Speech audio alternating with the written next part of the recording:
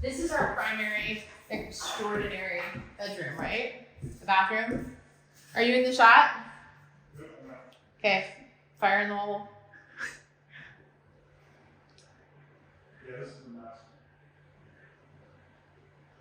So we're 15 scans in, and everything's going great.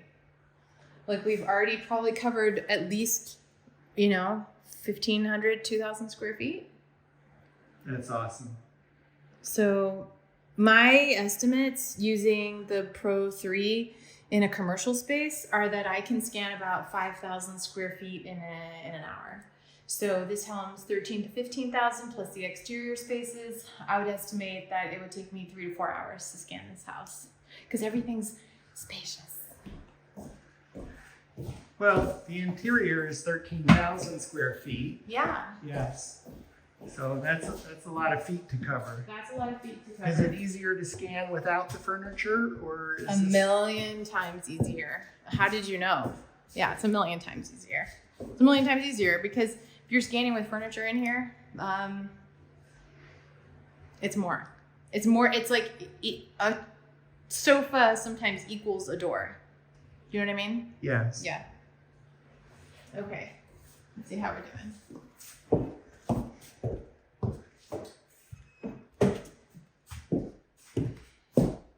Is this a This is a primary closet. This is a walk-in closet. This I was like wondering soft whether drawer. this. I was wondering if this was a second or third kitchen in the house. There are 3 kitchens, I think. But yeah. I was wondering if that was a kitchen and that was the I'm area not for sure. the range. Okay, I'm gonna shoot that. That was a closet. It was Okay. a closet.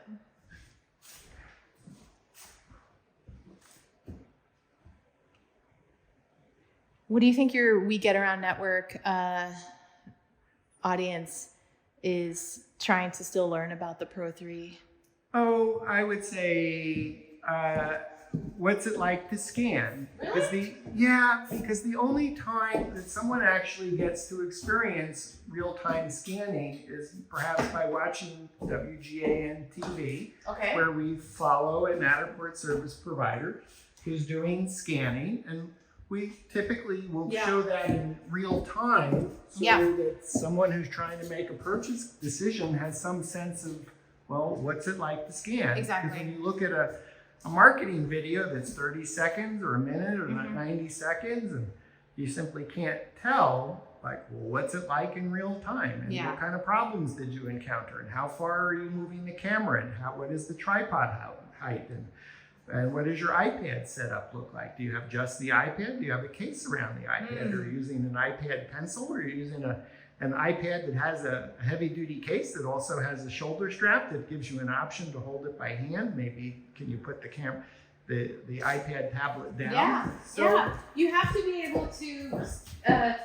change gears at any time. That's why I like using the case. I've always used cases. I feel like I'm literally nervous if I don't use a case and I'm on a shoot. I can't tell you how many times that the case has been helpful, but at the same time, just making sure there's nothing behind you, but making sure that the only other thing that I would usually take to a shoot for a Matterport for most use cases is a dolly, a tripod dolly. Could you have used a dolly here? Maybe. Yeah, I totally could have, but it would still have been annoying. Yeah, it would not necessarily have sort of made it faster. Well, perhaps because the Matterport Pro 3 camera is much lighter than the Matterport Pro 2 camera, is your sense that it's just easier to pick this up and move it? Tripod and camera all in one shot versus perhaps? The camera is a negligible difference. What makes a bigger difference is if you have an aluminum versus a carbon fiber tripod. And what are you shooting? Watch your step again. Watch your step again. Thank you. This is a carbon one. Okay. I could have brought the aluminum one. Incidentally, Emily just saved my life there, so thank you, Emily. Appreciate No problem, Dan. The what would you call those? The air conditioning vents in the floor haven't been covered yet, so I have to actually keep an eye out. Because he's walking backwards while we're filming. And Emily's keeping an eye out for me. So I have to remember to do that now. Thank you. Exactly. No. So which tripod are you using? I see it's There's some photo. casters. Maybe I could have borrowed those. And I could just stick my tripod lights on those. So are you using a carbon? This is a carbon fiber one. Actually, I think the person that recommended this to me couple years ago might have been Chris Petracco. And this is lighter. Yeah, it's lighter. I actually like the weight of a heavier tripod, to be honest, much more. But I didn't want to bring that in my suitcase. It did fold up a little bit more tightly, but I felt like in terms of flying, so I flew here with all my gear. And so flying You're here from the greater San Francisco Bay Area. Exactly. And we're in Atlanta today. Yeah, so San Francisco I flew in from yesterday, and I didn't want to I wanted to keep my bags as light as possible, so I didn't bring everything. But I brought this, because this is how it lives, and then the camera. And then the camera fit in my backpack, and the tripod fit in my suitcase. So you didn't need to do any checked luggage. It didn't give you any angst in that regard. I checked one bag, but it was no angst. Yeah. No angst at all. And over time, scanning with different tripods, when you initially buying tripods, were you going through them and like, oh, I just broke one. Oh, I just broke one. And then had to decide, oh, maybe it's worth investing in a little bit better tripod with. No, you just said, I don't mind replacing them. I didn't mind replacing them every couple of years, and I've also sent in a bunch of them to Manfrotto to be refurbished. So last year I sent probably 4 tripods to Manfrotto so that I would have them sort of fixed up. And that was nice, because then the tripods were refreshed. And yeah, I'm glad that I did that. Saved me from needing to buy a new one. So that's kind of a personal preference to say whether you invest in a little bit higher end so you don't have to keep replacing tripods as frequently, or whether you say, oh, I don't mind replacing them or getting them refurbished. You asked about, well, why would somebody watch the videos? Maybe some might say, my wife might say, oh, this is as dull as dishwater, like moving a camera every 8 to 10 feet. And repeat. But if you're thinking about buying if you're a real estate photographer and you're thinking about adding Matterport, probably what you want to know is about the workflow and what is it like doing the scanning. I mean, this room has a lot of dust also. So we're going to do a little lens blow after this, because I just think that this room in particular I'm trying to not kick anything up, but it's dusty. And so I'm noticing there are some little particles on the lenses, and there's a fan in the camera, so you have to assume that if you're using it in a construction environment, the fan might suck in dust particles. There's going to be wear and tear on your device. Just keep that in mind. And yeah, it is a little bit boring to watch somebody do Matterport, I admit, but I think that it's a good opportunity to learn and to share best practices with people. I mean, just simply watching, where are you picking up the tripods from? That do I pick it up from one of the tripod legs? Do I pick it up from the inside? All those little subtle things is kind of a reason to to watch, to see. I think one of the things that we're not seeing is that there's stitching errors, and then all of a sudden you have to delete a scan, go back and rescan it. Right. Sorry, I'm walking kind of fast. You're good.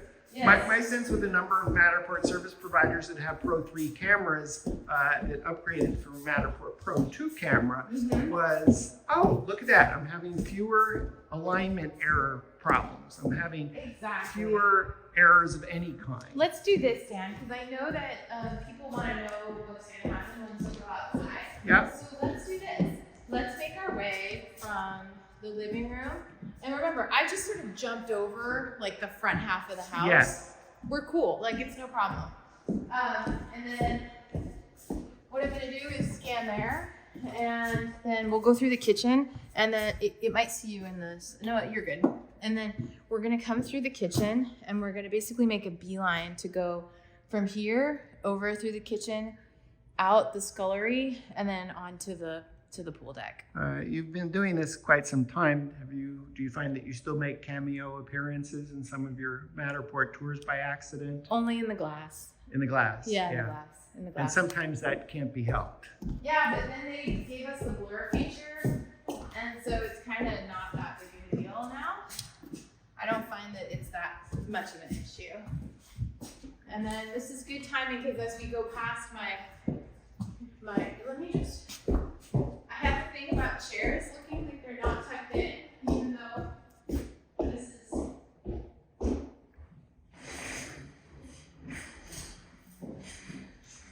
There. Okay. Alright. Okay. And so we've made it this front part of the house.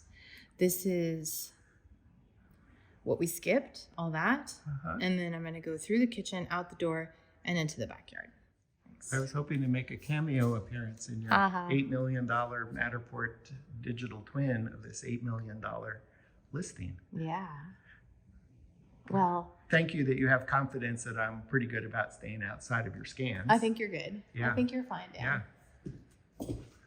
May fall into one of the air conditioning traps in the floor, but, yes, but I'll stay out of your scan. There are traps, so you should be careful.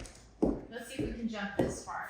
That's definitely a push, but I would like to get outside as fast as we can. I've seen some of my colleagues go 40 feet. So that's not 40 feet, but should be fine. Like, why I'm confident that it's gonna work is because even though my scan is here and I wanna put it basically like over here. I'm having trouble seeing it because of the light. Maybe we can turn around this way. Sorry. So this is the scan. I did one here in the room, one there. Still hard to see here. Let's go over here. Okay, it's done.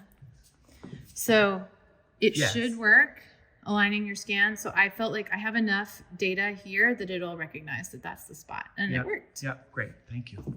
But you can see that it's not a good distance of space between the scans because I have all this black data, like lack of data underneath the scan. So I will need to continue to fill in a little more. Okay, awesome. So Emily's been gracious enough to let me follow along as she scans this 13,000 plus square foot home, 3 floors, 3 levels, 2 different staircases to go upstairs, downstairs, a basement. And cabana. We might make it to the cabana. So, but unfortunately, before I knew Emily was coming to Atlanta, Ann and I had some social plans for tonight. So we're jumping around a little bit so that we can see some of Emily scanning on the main level of the house, scanning outdoors, doing some staircases. Emily's been kind enough to accommodate my schedule so that I can get some video. Dan. It's all good. But that's why we're jumping around a little bit as opposed to say, well, why isn't Emily just staying in a straight line? I know, right? And then just continuing to build a little mini map of this entire floor.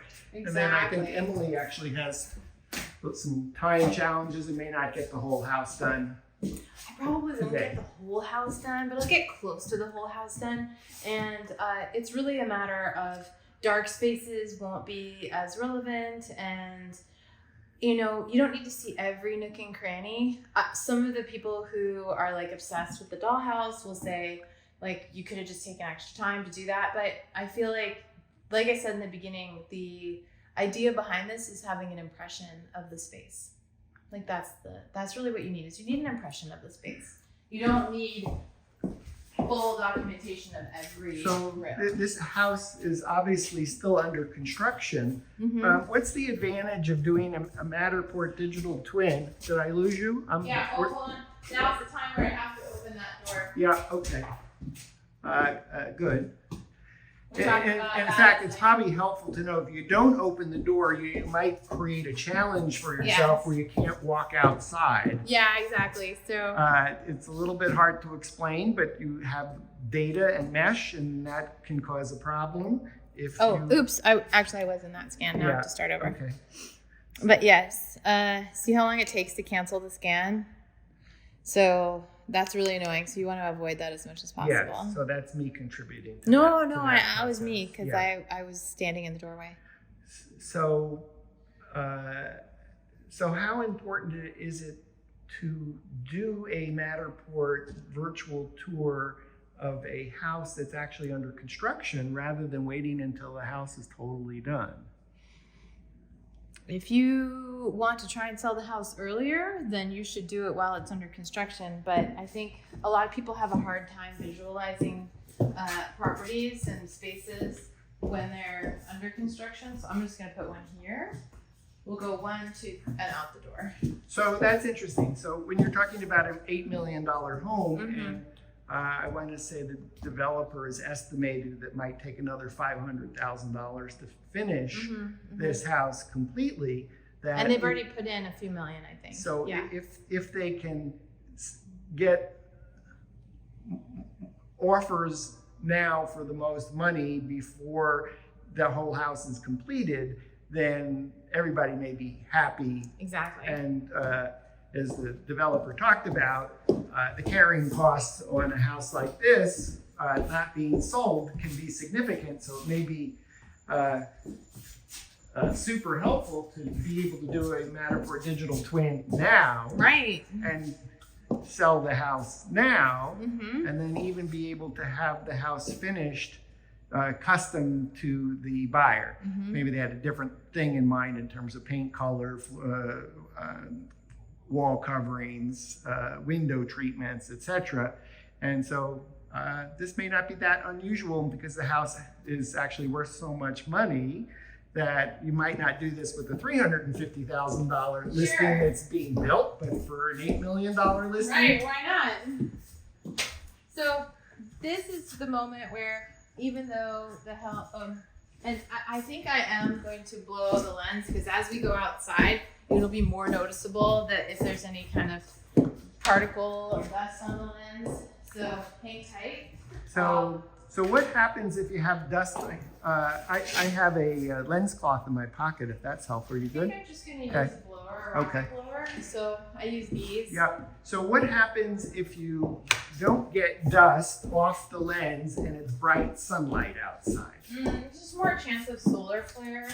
And like, I don't know if you can see, but there was like, and there's a little bit of lens fog. We're going out to a warmer, more humid outdoors. Might you have to let the camera sit for 15 minutes as we went from very cold to very hot humid? You might, but I don't think we will. Let's see. Let's check our scan. But I don't see it fogging up on the inside. Yeah. But you might. I have heard that a hairdryer works really well for that. Okay, we'll have to ask our community, the Moving Around Network Forum, if anyone has been using a hairdryer as they went from cold inside environment to hot, muggy, humid outdoor environment. Yeah, photographers do it. I don't know if anybody's used a hairdryer on a Matterport. Have you used a hairdryer on a Matterport? I have, in a previous life, early when I bought my Matterport Pro camera, July of 2014, I made a point of not putting the air conditioning on in the car so that the camera was already at a temperature that I was most likely to encounter on my shoot. Got it. In order to avoid foggy lenses. I mean, I see a tiny bit of lens fog, maybe, but it's negligible. Okay. And let's just see if that scan took. And then this is where we would be anticipating a problem if there were lens fog. And I see a stitch line, but I don't see. Which is only on your preview. It's only on my preview. So Emily, you've been doing this a long time, which means there was a time when this preview was not available. Was the preview not available? I don't even remember that. I mean, I've been doing this since 2015. So I can't recall when the preview showed up. Do you know when the preview showed up? I don't. That's not on my timeline of Matterport things. But if you have followed some of my videos, we've gone over my Matterport timeline, and it does have sort of the evolution of the system, and there's a lot of things that it's covering, but I don't know about that one. I don't know when that happened. Yeah, I recall when I first started scanning, my first couple of scans were huge spaces. Oh, really? 50,000 square feet. It was with the Pro one. With the Pro one, and I literally called Matterport on a Saturday, and that was the early days, and they took my call. Oh my and they gosh. said, we really never thought about someone shooting a space that big. Seriously. So we'll have to get back to you, Mr. Snowgrass. we'll have to help you in post-production. So scan it as 2 scans, overlap your scans, and we will help stitch them together to create one Matterport tour. That was the early days, but literally what they told me on the Saturday was, really, you're doing a space that's that big? We were just thinking people were going to use this to scan houses. They didn't know.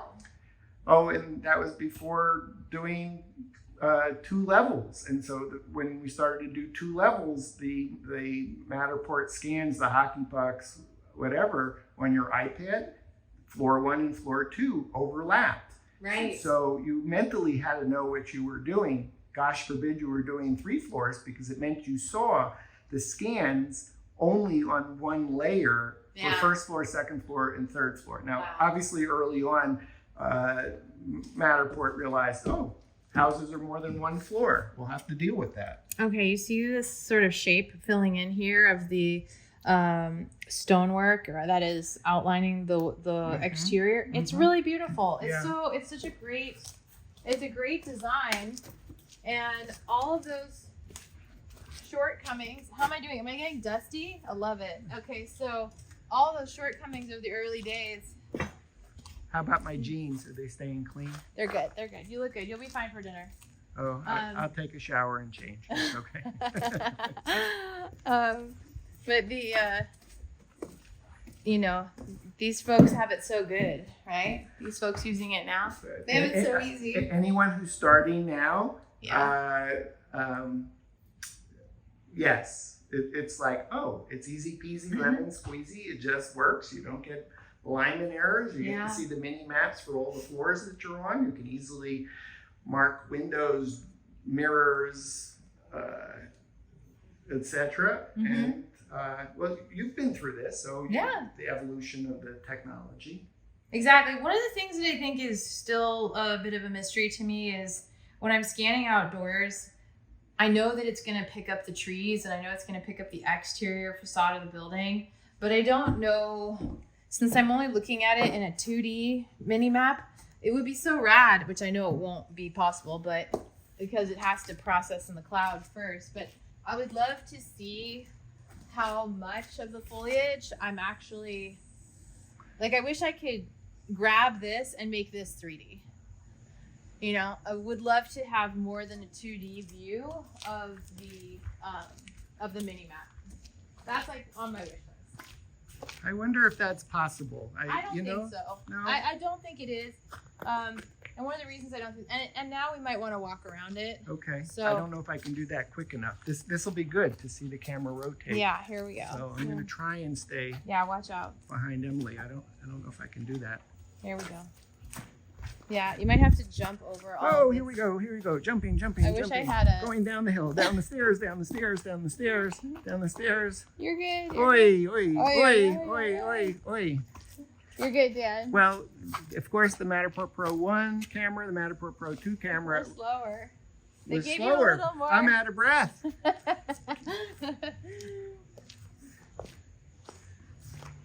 Okay, now let's see.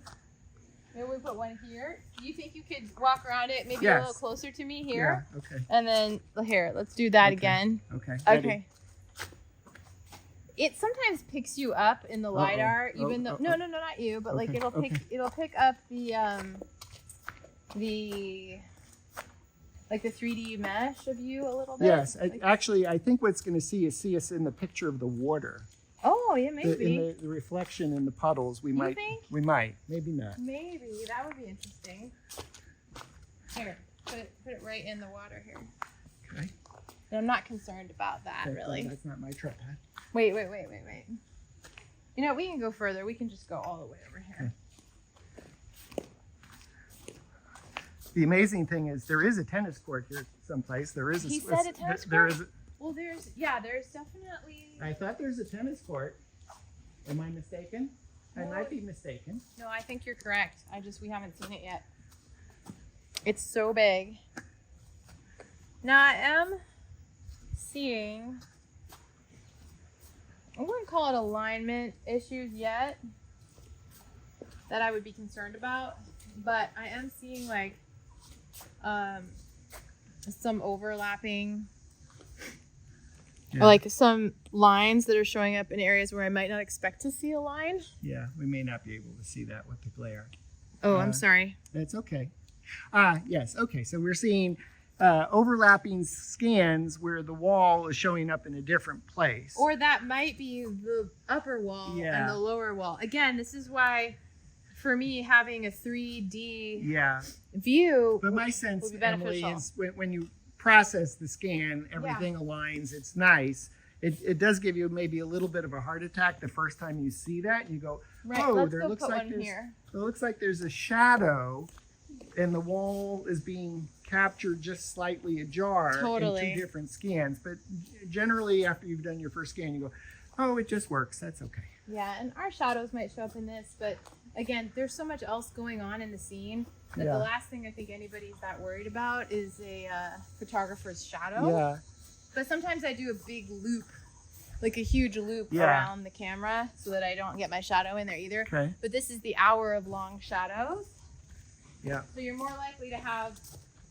Something has to give. Something's got to give. Literally, unless you say, I'm only going to do outdoor when it's high noon, the sun is at its zenith, and there's no shadow, the shadow's falling below the tripod. Correct. You know, that's the difference between someone who wants to make money or someone who wants to be an artist. If you want to be an artist, here we go. You're not necessarily going to be making money if you limit your outdoor shoots to the hour that the sun is at its zenith.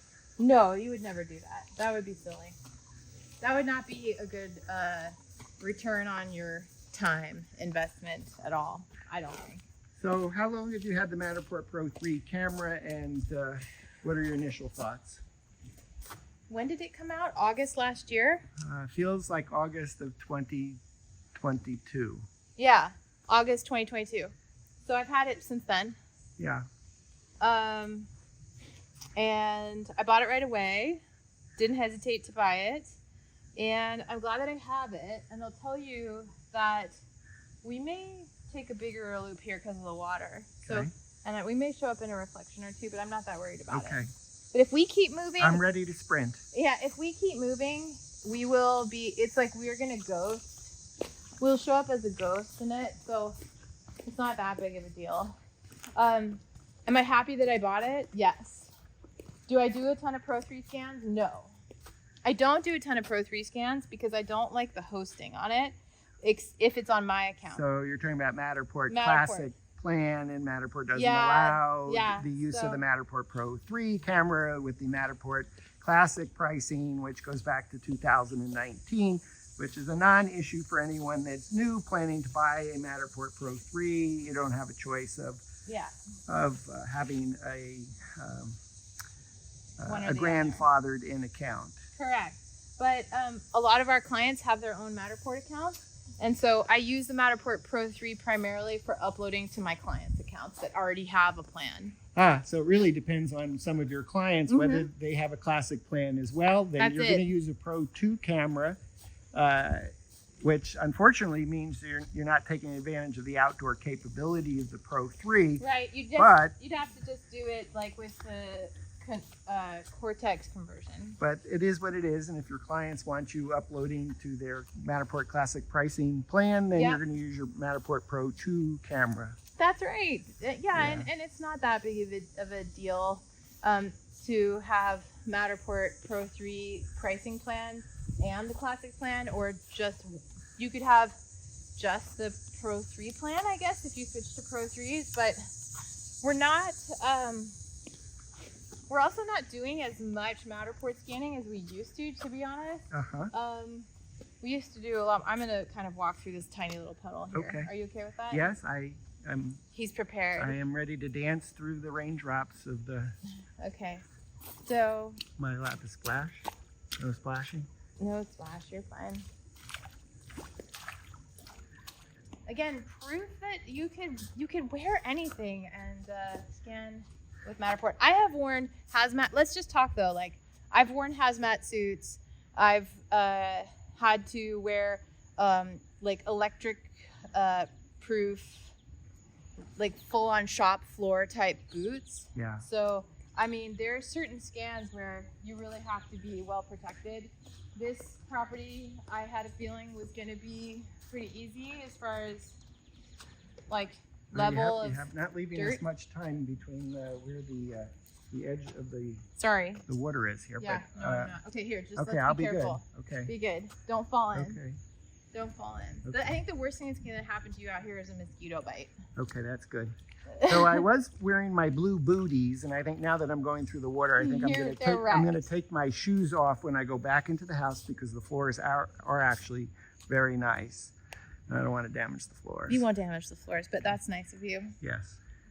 Okay, so we are getting to the point where we've scanned almost more outside than we've scanned inside. So I think that's good. We'll just, let's see, we want to go another few minutes out here, Dan? Okay, and then maybe do some stairs inside to see you adjusting the camera. So Yeah. maybe another 15 minutes. Maybe 10 more minutes out here, maybe and 5 then more minutes. do the stairs and we'll finish up there. Yeah, Okay. I don't want to go, I don't think I need to go in Yes, there. okay, so we're not going to do the pool house. No, I'll maybe get to the front there, but it looks quite like there's a lot going on in there. Okay.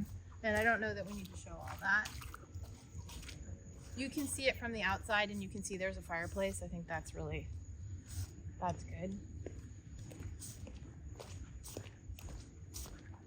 And here, I'll leave a little bit more space Thank so you. you don't have to go tumbling down the stairs. Yes.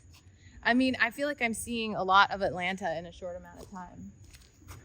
And not a lot of people do this, but, you know, like roll into town and then start shooting a mansion. Yes. Did you get a chance to stop at Pond City Market? I did. I went for a walk. Thanks to your recommendation, I went for a walk on the Beltline this morning, and I saw 2 girls, twins, with like little workout outfits on. And I asked them, I was like, how do I get, I saw like a bridge that said Beltway. And so I was like, hey, is there a place to walk up here? And they were like, yeah, it looks really sketchy, but come on up. And then they showed me where to go. Let's see if I can make this jump. Yeah, the Atlanta Beltline is... Oh, Beltline, yeah. Is one of the sites to see in Atlanta. Think of it as a loop around Oh, that one didn't work. Atlanta. That was our first error. We have an error message? Yeah, scan alignment didn't work. So I couldn't, sorry, it actually already went off the screen. But okay. So we have to go back up? Okay, so that's pretty good, Emily, because you've only had one scan error in the whole time that we've been scanning. And I would say if you're doing a Matterport Pro 2 camera indoors, you would have had more alignment errors, and certainly you couldn't have done this. No. Let's also look at some of the reasons for why. With a Pro 2, for example, this would have happened as well. And one of the reasons is that I'm imagining is that, as you can see, the range of the camera, if you think of it scanning 3D objects in a plane, right now it has almost nothing around it. It has just the ground, right? And so there are no walls. There's just the stuff down here for it to align to.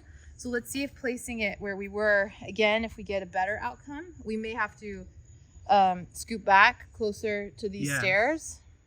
So let's see if it works. That's a good point.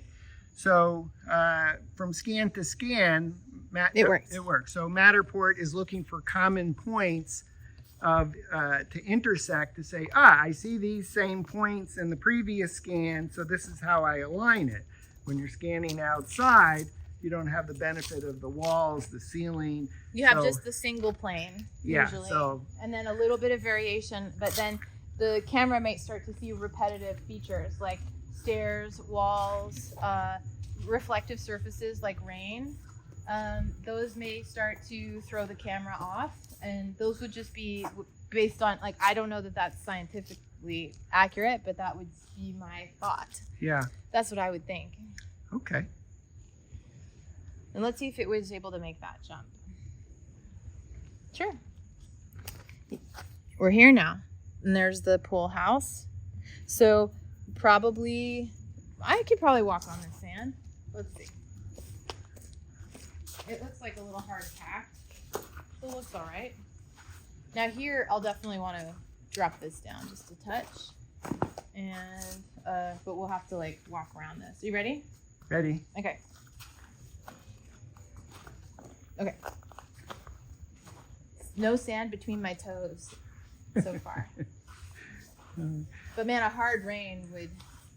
So definitely I've make shot it on a yeah, construction site, and that does require a whole set of equipment and gear, special shoes, special vests, special hard hat. So it's something to keep in mind if you are shooting. I'm guessing because you came right from a meeting that you didn't stop to bring water and snacks, but that you would normally do that. I have a little power bar in my bag, but I'm really not hungry because the food at the event was so good. I had authentic, not your mama's mac and cheese. Oh, and trademark of Atlanta. Yeah, not your mama's mac and cheese. I had so many good things to eat that I honestly was like, I'm not even hungry. Oh, so that's awesome. okay, let's do one more in here. Okay. I lied about scanning here, and then we'll go to the stairs. Okay? Okay. So since it is hot, certainly recommended. Oops. Oh, sorry. I think I just left. You lost your boot guy. I lost my booty in your shot. Well, I suppose it goes with the ambience of the space. It does. It goes to the ambiance of the space. Now, if I wanted to make this an extra special, like 3D model, one thing I could do, Dan, and I just realized, is that I thought we needed a bridge to cross over, but right behind you is a pathway to get to there. But I'll continue that after you take off. Okay. Because so I think that's the lagoon or the swimming pool. Obviously, that'll look beautiful when finished, and really will be one of the main selling points of the home, is to be able to look out from that floor to ceiling window in the living room and look out on just totally surrounded by trees and the lagoon in the heart of Atlanta. So epic. So epic. Okay, All right, ready let's to go go inside? Okay, we're back inside, and we're about to tackle this absolutely, incredible feature of the home, which is the spiral staircase to go upstairs. And so I've brought my camera back in from doing the exterior, doing the lagoon and the pool. And so just want to show you guys how I tackle stairs. So we're going to do one scan here because we were outside. And so it's a really big difference of distance from there to here. So we just need to make sure that the camera aligns properly, or we may need to rescan from the foyer. So let's just see if we can get it to remember where it is. And then we'll go up the stairs. But we are now at 53 scans. This in the previous versions of the camera would have taken 150 scans. And 3 or 4 times longer. Yeah, we would have maybe done as much of. So one of the nice things with the Pro 3 camera is you don't need to go 7 to 10 feet. You can have great distance between scans if that's appropriate. Boom, right there. Yeah. We're right there, so we're good. So I'm gonna place my tripod at the base of the stairs, and we'll just disappear around the corner like we normally do. Thanks for watching, by the way, because it can't see you, right? Nope. Yeah, thanks for watching, because this is something that I've been doing since 2015, and I have shot many spaces, all kinds of spaces. I've shot, homes like these, luxury properties. I've shot really not great properties that are small and unimpressive, and so it's nice to be able to have the experience to tackle any kind of space. And I do think that the Matterport cameras now pretty much, like, I can't think of a property that you wouldn't be able to scan with. Yeah, tell us your strategy with the stairs. Okay, What are you gonna do and why? Well, I think that this is just the way that we were originally told to do it, but just for navigation, you wanna go every 4 stairs. So if I have a scan at the stair landing, and then I want to go 4. So I count with this one here. So this is 1, 2, 3, 4. And remember to keep your back legs with 2 in the back for stability. and then you're just bringing your tripod down and then leveling it. And we talked about, we talked earlier about when you change camera heights. So this is exactly when you change camera heights. It's great if you can keep one of the legs the same, but if you're ever uncertain, like maybe you're doing a spiral staircase. Like I just shot a spiral staircase in Mill Valley, California. It was very steep, and I wasn't sure if the camera was stable enough. So what I will do is, here Dan, I'll show you. So what I'll do is I'll actually just start the camera and stand here and just make sure this is like the one time I will waste time. But I'll waste time just to make sure no shake is happening or no instability issues are happening. Okay, it's worth noting you have, as you mentioned, of the 3 legs, 2 are downhill. Yeah. 1 is uphill. Yeah. You used one scan just to make sure that there wasn't any stability issues. Like half a scan. And because these staircases is wide enough, and this is a luxury, that you won't need to collapse the tripod, Tiny. lowering the tripod in order to have the distance between the feet not exceed the distance of the staircase. So this is kind of a nice luxury of a staircase. This is so easy. Plus, it also means that once you've set your height on that short leg, you can go right up the stairs totally without any issues. Exactly. Once you've set it, it's usually going to be consistent all the way upstairs. Yeah. And we do have a member in the We Get Around Network forum that did a lighthouse. So it's all doable, and that's kind of neat. If you go to the We Get Around Network forum, you can see a lighthouse in St. Simon's Island. Oh, awesome! But that was shot with the Matterport Pro 1 camera. Matterport Pro3 camera would have made that easy peasy. Oh my God, yeah. They shot it with the Pro 1. Yeah. It's kind of like you say, what kind of creative challenge can I do today with my Matterport camera? And the lighthouse certainly was. I think that it's not even you that determines the challenge. It's like your clients are going to come at you with crazy spaces. Well, that was more of a creative exercise to say, could I actually do a lighthouse? Just like people say, oh, can I do a cave with a Matterport? And so I think some of the early people that did caves, it wasn't necessarily a client, but they had a friend or colleague that had access to a cave and said, sure, come on, for mining, underground, for all of those reasons, it's awesome. And I think that this camera would perform even better. Low light, we talked about traveling light, so I didn't bring any lights with me. We're definitely losing some light here as the clouds rolled in. So there are lots of third-party software solutions where we can adjust the exposure to our Matterport model if we want to. So where would you put the lights on a Pro 3? Good question. I probably wouldn't, to be honest. You've only got really a couple choices. You'd have to mount it. I don't think so. Where do you put it? I don't know.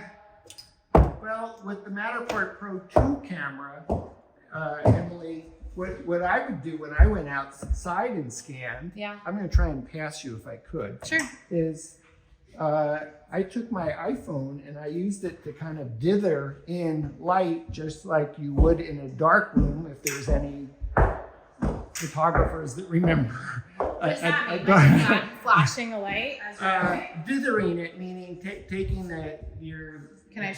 Yes, I'm out of the shot. It's just shaking your iPhone so that it didn't burn in light in one particular spot, and there's just like waving it behind the camera. Yeah. And the camera's not seeing uneven light; it's just seeing there's light there. Wow. And I had success doing that. Wow. Space like this, if this wasn't lit, it might not be unreasonable to go to Home Depot, get contractor lights. And say, okay, it's part of the texture of a construction site, and who cares that you got construction lights lighting up the space so that you can do an unfinished space that doesn't have lighting. Okay, maybe last one, and then we can do a 360 outside. Okay. What do you think? Okay. Since we're We haven't shown the 360 yet. We've only been showing the Pro 3. Okay. I think that would be Okay. nice to show people, and we can take a 360. Okay, so you went up every 4 steps, and when you get to the top, then you're gonna also do one at the very top of the landing. Correct. Yeah. Yeah. Best that way practices. you can best practices. That way you can see where the next scan is. Outdoors, it's fine if it's bigger jumps. Okay, so you have one more scan really to do Just here up at the here. top of the landing. That's right.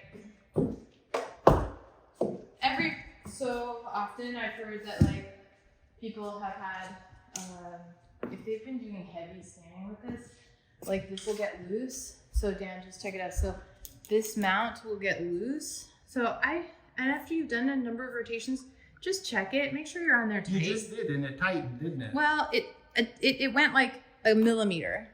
Little and then bit. this moved too. That was me moving this. Okay. But below this mount. Okay. So I would just be sure that you're In checking fact, it. if you go to We Get Around That Work forum and you look to the tags section, Yeah. there's a tag called Matterport Pro3 Problems. Oh. And so anything like that where the mount has gotten loose or someone felt like they had a defective connector or there was a problem with the batteries, they're all documented in the We Get Around That Work forum, and there's a tag for that. So just go into tags, search Okay. like Pro3 problem, and Okay. you'll find it.